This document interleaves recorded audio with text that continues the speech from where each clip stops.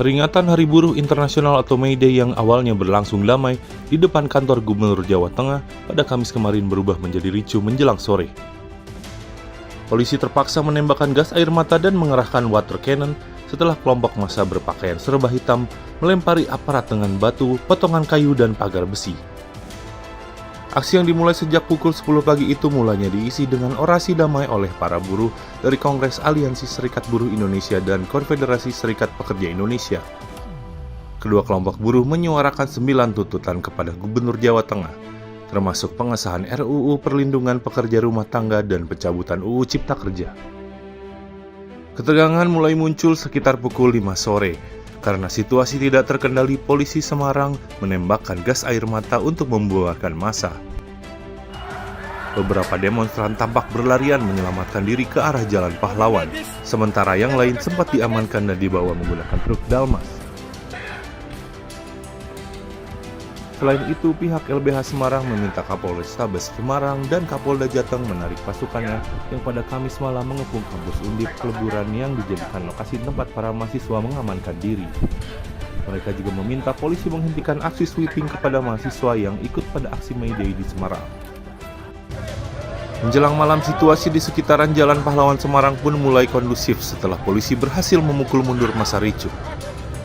Polisi masih melakukan penjagaan ketat untuk mengantisipasi kemungkinan terjadinya kericuhan susulan. Polisi pastikan penyelidikan terhadap aktor-aktor di balik kericuhan akan terus dilakukan. Mereka akan menelusuri rekaman CCTV dan mendalami motif massa berpakaian hitam yang membuat suasana May Day di Semarang berujung ricuh.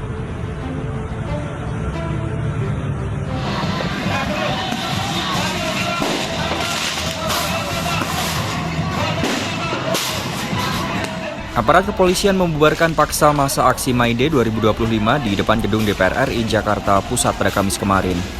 Pembubaran itu mulai dilakukan sekitar pukul 5 sore. Ratusan personel kepolisian memukul mundur massa yang tergabung dalam gerakan buruh bersama rakyat. Pihak kepolisian mengerahkan sejumlah kendaraan taktis untuk mengurai massa yang masih bertahan di lokasi.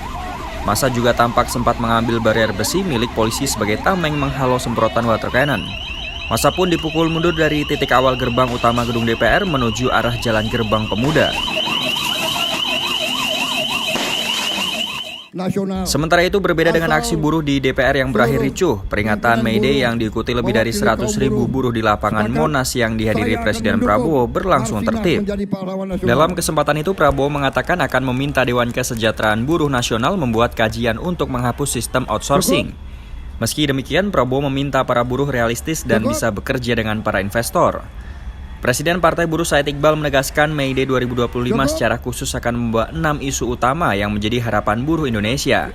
Keenam isu tersebut yakni hapus outsourcing, bentuk Satgas PHK, wujudkan upah layak, lindungi buruh dengan mengesahkan RUU Ketenagakerjaan baru, lindungi pekerja rumah tangga dan sahkan RUU PPRT, dan berantas korupsi dan sahkan RUU Perampasan Aset.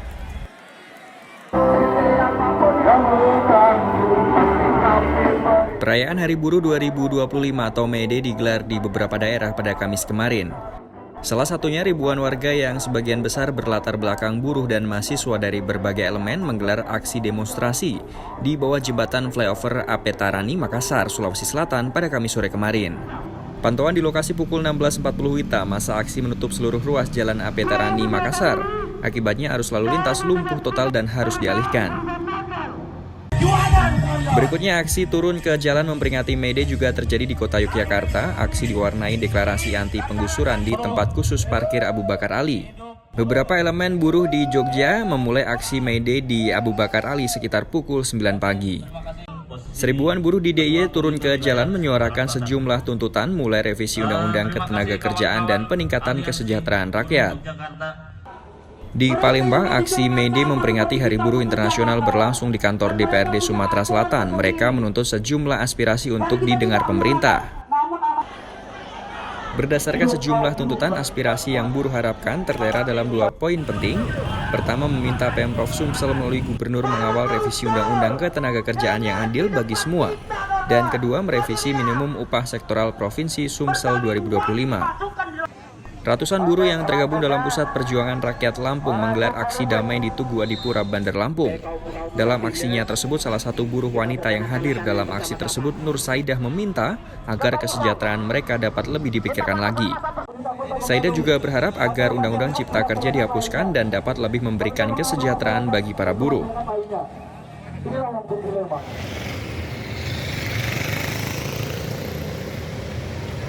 Mantan Presiden ke-7 RI Joko Widodo mengatakan bahwa polemik ijazah palsu yang dituduhkan kepadanya adalah masalah yang ringan. Hal ini diungkapkan Jokowi usai menjalani proses pemeriksaan sebagai pelapor di Polda Metro Jaya pada Selasa 30 April 2025 terkait pihak-pihak yang menuding ijazahnya palsu. Jokowi tiba di SKPT Polda Metro Jaya pukul 9.50 pagi. Ia bertolak ke Direktorat Reserse Kriminal Umum pada pukul 10.10 pagi. Ia menjalani pemeriksaan sebagai pelapor selama sekitar 2 jam 15 menit dan keluar tepat pukul 12.25. Ya, ini sebetulnya masalah ringan. Ya, urusan tuduhan ijazah palsu. Tetapi memang perlu dibawa ke ranah hukum agar semuanya jelas dan gamblang. Ya, itu aja dari saya. Terlapornya siapa aja, Pak? Terlapornya Nanti ditanyakan pada tim kuasa hukum detailnya, ya. Pak, ini kan sebenarnya isunya udah lama, tapi kenapa akhirnya memutuskan Pak Jokowi untuk melapor? turun langsung, Pak, untuk melaporkan, Pak. Ya, dulu kan masih menjabat. Kita pikir sudah selesai. Ternyata masih berlarut-larut, sehingga ya dibawa ke ranah hukum akan lebih baik, sehingga sekali lagi nanti menjadi jelas dan gamblang. Tapi ini Pak Jokowi merasa ini politis nggak, Pak? Tudingan soal ijazah palsu ini kan sudah lama. Merasa ini politis nggak, Pak? Nggak tahu. Setelahnya langsung Pak, tadi di dalam ngapain, Pak? Di dalam melaporkan, Pak, nggak kuasa hukumnya aja, kenapa harus Apanya? sampai Pak Jokowi ikut turun melapor, Pak? Ya, delik aduan kan, saya memang harus saya sendiri datang. Ya. tapi untuk buktinya yang dibawa apa aja, Pak? Pak, untuk buktinya apa aja, Pak, yang dibawa, Pak? Buktinya apa aja, Pak, yang dibawa, Pak? Bukti-buktinya, laporannya apa aja yang dibawa? Tadi memperlihatkan ijazah asli. Nanti ditanyakan detail kepada tim kuasa hukum. Pak, tadi di dalam itu ngapain, Pak? BAP kah, Pak? BAP atau gimana? Di dalam? Ya, ditanya banyak, tanya berapa pertanyaan tadi? 35. Oh, berarti langsung BAP ya, Pak? Pak menjadi untuk melakukan digital forensik Pak terhadap jasa Bapak, Pak. Digital forensik mengizinkan apa? Kalau diperlukan, ya silakan. Yang jelas sudah kita bawa ke ranah hukum. Tudingan ijazah palsu pada Jokowi sebelumnya telah dilaporkan oleh beberapa pihak. Salah satu terlapor adalah mantan Menpora Roy Suryo. Dua laporan terkait telah masuk lebih dahulu masing-masing di Polres Jakarta Pusat dan Polres Jakarta Selatan.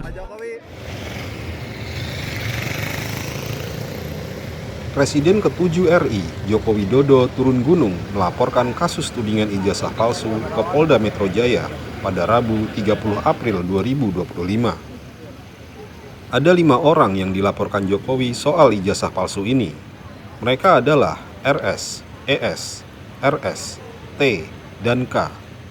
Tim pengacara Jokowi, yakni Yakub Hasibuan, mengatakan pihaknya membawa 24 barang bukti terkait kasus ini yang terdiri dari video-video. Ya, jadi kan kami baru selesai mendampingi Pak Jokowi untuk membuat pengaduan atau pelaporan terhadap dugaan tindak pidana yang dilakukan oleh beberapa pihak. Kembali lagi kami sampaikan bahwa dugaan fitnah dan tuduhan-tuduhan tersebut itu sangat-sangat kejam karena telah merusak juga nama baik dan martabat Pak Jokowi, berdampak bagi nama baik keluarga, dan yang tidak kalah penting ini juga merusak nama baik rakyat Indonesia. Kenapa saya bilang rakyat Indonesia? Coba Anda bayangkan. Bayangkan kalau seorang presiden yang dipilih langsung oleh rakyat sudah menjabat selama 10 tahun dituduh seakan-akan memiliki ijazah palsu. Jadi dituduh seakan-akan dari dia pencalonan, kemudian menjadi wali kota, gubernur, hingga presiden, seakan-akan dianggap itu semua menggunakan ijazah palsu. Kalau kata orang, apa kata dunia gitu. Jadi ini kan martabat rakyat Indonesia yang dipertaruhkan, nama baik rakyat Indonesia, nama baik pemerintah Indonesia, dan nama baik bangsa Indonesia juga. Selama ini mungkin Pak Jokowi diam, selama ini khususnya ketika beliau menjabat. Beberapa bulan terakhir juga kami ikuti terus perkembangannya, beberapa kali juga sudah kami berikan himbauan secara resmi, press conference, beberapa statement di tempat umum juga sudah kami berikan, tapi terus dilakukan oleh beberapa pihak. Sehingga mungkin ya tentunya untuk hari ini Pak Jokowi datang sendiri ke sini bukanlah hal yang mudah juga ya. Tentunya sudah melewati pertimbangan yang sangat panjang dan sangat berat, tapi kami melihat dan Pak Jokowi juga melihat bahwa ini harus dilakukan agar semuanya terang benderang, agar kebenaran dapat terlihat, dan agar nama baik Pak Jokowi dan nama baik rakyat Indonesia dapat dipulihkan dan dijaga juga, sehingga hal ini tidak terjadi lagi nih. Pasalnya apa, Mas? Yang dilaporkan. Jadi pasal yang kita duga dilakukan itu ada 310, 311 KUHP, ada juga beberapa pasal di Undang-Undang ITE, antara lain 27A, dan juga pasal 32 dan pasal 35 Undang-Undang ITE. Itu semua sudah disampaikan. Jadi terlapornya itu semua nanti dalam lidik. Tapi tentunya dalam semua rangkaian peristiwa itu kita sudah sampaikan kepada para penyidik, semua barang-barang bukti-bukti yang sudah kita sampaikan, peristiwa-peristiwanya 24 objek. Ada 24 video ya, sekitar 24 objek yang kita sudah Pak Jokowi sudah laporkan juga, yaitu juga diduga dilakukan oleh beberapa pihak. Ya, mungkin inisialnya kalau boleh saya sampaikan ada RS, kemudian ES, ada juga T, inisial T, ada inisial K juga.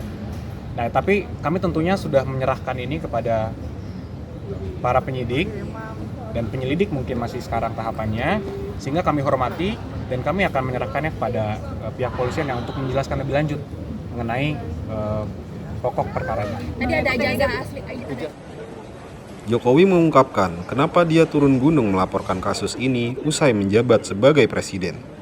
Dia mengira isu ini sudah selesai usai dia menjabat. Usai dari SPKT Polda Metro, Jokowi membawa map coklat ke Ditreskrimum dan menjalani proses pemeriksaan sebagai pelapor terkait pihak-pihak yang menuding ijazahnya palsu. Dia mengatakan sebagai tindak pidana dengan delik aduan, kasus ini langsung dia laporkan tanpa melalui perantara pengacara. Jokowi mengaku menerima 35 pertanyaan dari tim penyidik kepolisian, namun tidak menjelaskan secara rinci apa-apa saja yang ditanyakan. Laporan yang dilayangkan Jokowi dalam kasus ini terkait dengan dugaan pelanggaran hukum berkenaan dengan UU ITE dan KUHP.